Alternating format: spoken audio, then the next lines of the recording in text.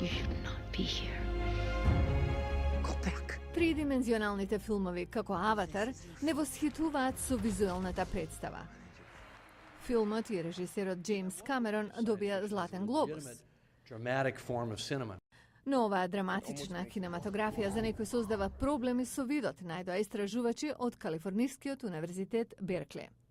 Нормално, кога гледаме предмети одблизу, нашите очи конвергираат. Се случува спротивното кога гледаме предмети во далечина.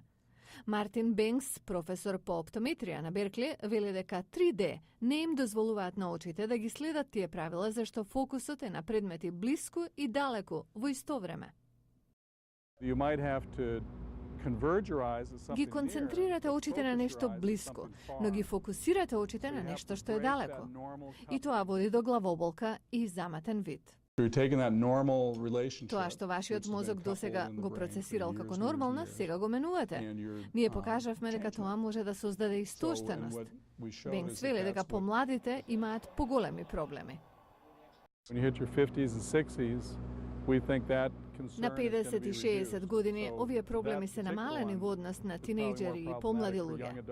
Бенкс вели дека зборувал со продуценти на филмови и добил впечаток дека постои волја да се направи нешто за проблемите што кај некои луѓе се многу изразени. Но тој додава дека лек за целосно отстранување на теговите предизвикани од тридимензионални видеа нема.